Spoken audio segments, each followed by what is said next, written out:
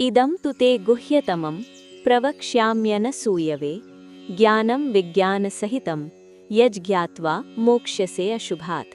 अर्थात श्री भगवान ने कहा, मैं तुमसे जो दोष दृष्टि से रहित हो इस परम गोपनीय ज्ञान को विज्ञान सहित कहूँगा, जिसे जानकर तुम अशुभ अर्थात इस दुखमय संसार से मुक्त हो जाओगे।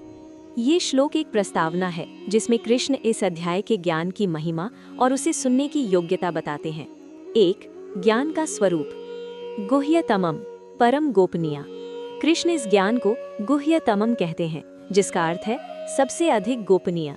ये गुह्य यानी गोपनीय जैसे कर्मयोग और गुह्यतर यानी अधिक गोपनीय जैसे आत्मा का ज्ञान से भी श्रेष्ठ है। ये भगवान के अपने स्वरूप और उनकी अचिंत्य शक्तियों का ज्ञान है। ज्ञानम विज्ञान सहितम। ये ज्ञान केवल सैद्धांतिक नहीं बल्कि विज्ञान सहित है। इसे सुनकर व्यक्ति सत्य का साक्षात्कार कर सकता है। 2. सुनने की योग्यता। अनसूयवे। कृष्ण इस ज्ञान को किसे बता रहे हैं? अनसूयु यानी उस व्यक्ति को जो अनसूयु है, यानी दोष दृष्टि या ईर्ष्या से रहित है।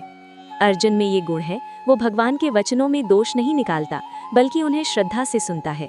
ये योग्यता दिव्य ज्ञान प्राप्त करने के लिए अनिवार्य है। 3. ज्ञान का फल।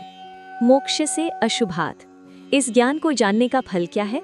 मोक्ष से अशुभात्, तुम अशुभ अर्थात इस दुखमय संसार से मुक्त हो जाओगे। अशुभ का अर्थ है ये भौतिक संसार जो दुखों से भरा है और जन्म मृत्यु के चक्र में फंसा हुआ है। इस ज्ञान को प्राप्त करके व्यक्ति इस दुखमय संसार से मुक्त हो जाता है। श्लोक का सार। कृष्ण अर्जुन को ये बताकर तैयार कर रहे हैं कि वे अब उसे सबसे गोपनीय और श्रेष्ठ ज्ञान देने वाले हैं। चूंकि अर्जुन ईर्ष्या रहित है, इसलिए वो इसे सुनने का अधिकारी है और इस ज्ञान का फल सांसारिक लाभ नहीं बल्कि इस दुखमय संसार से पूर्ण मुक्ति है।